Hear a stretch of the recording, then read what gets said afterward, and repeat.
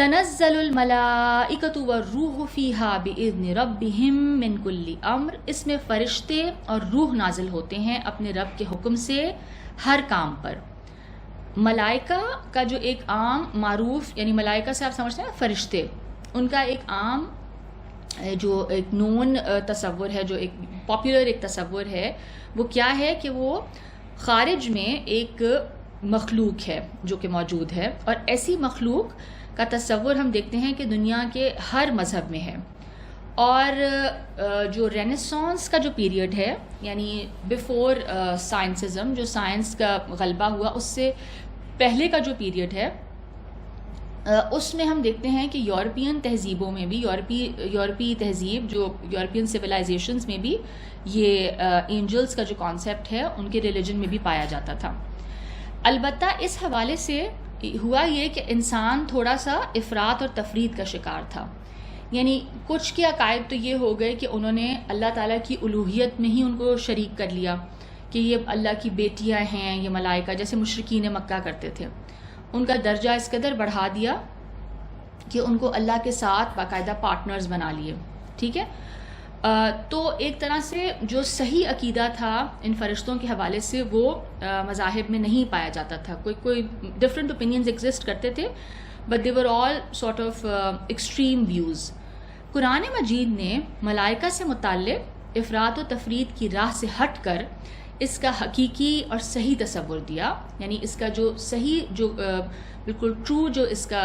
Concept ہے ملائکہ کے حوالے سے، کہ ملائکہ کیا ہیں، کیسی مخلوق ہیں، اور کیا پاورز ہیں ان کی، اور ان کا کیا مقام ہے، اس حوالے سے قرآن پاک نے بہت کلیئرلی ہمیں بتا دیا کہ وہ اللہ تعالیٰ کے بنائی ہوئی ایک مخلوق ہے، اور وہ اللہ تعالیٰ کی اوبیڈینس میں ہے، اور وہ اللہ کے کام بجا لاتے ہیں، ٹھیک ہے، اور وہ اللہ کو ڈس اوبے کر ہی نہیں سکتے۔ اب لیکن ہم یہ دیکھتے ہیں کہ جن لوگوں نے ریلیجن کی تعبیر اور تشریح کے لیے سائنسی اور فلسفیانہ منہج اختیار کیا، یعنی انہوں نے سائنٹیفک میتھڈالوجی اڈاپٹ کی، because science was so big at that time, کہ science was sort of let's say کہ became like almost like God، ٹھیک ہے۔ the scientists were claiming that they have found out everything، اور religion کو انہوں نے کیا قرار دیا کہ یہ تو بس ایسی myths ہیں اور کہانیاں ہیں اور اس میں کوئی سچائی نہیں ہے۔ تو اس دباؤ میں آ کے پھر جو تعبیرات لکھی گئیں قرآن پاک کی اس زمانے میں، کیونکہ سائنس کا اتنا غلبہ تھا کہ لوگ اس سے متاثر ہو کے ریلیجن کو چھوڑ رہے تھے، ٹھیک ہے، تو یعنی اس کی وجہ سے خدا کا انکار ہو رہا تھا۔ تو جو پھر اس زمانے میں جو تشریحات یا جو تفسیریں قرآن پاک کی لکھی گئیں، اس میں پھر کچھ علماء نے ایک طرح سے سائنٹیفک میتھڈالوجی اڈاپٹ کی ٹو ایکسپلین قرآنک کانسیپٹس۔ تو انہوں نے پھر اس کے لیے اس قسم کی کسی مخلوق کو یعنی ماننا مشکل تھا پھر، ان دیٹ سینس کہ وہ ایک پروں والی مخلوق ہے، ٹھیک ہے۔ تو وہ پھر اس کی ایسی انہوں نے تعبیر کی جس سے مذہب اور سائنس میں یا مذہب اور فلسفے میں کوئی ٹکراؤ نہ ہو۔ what they try to do is کہ دونوں سائنٹیفک جو اپروچ ہے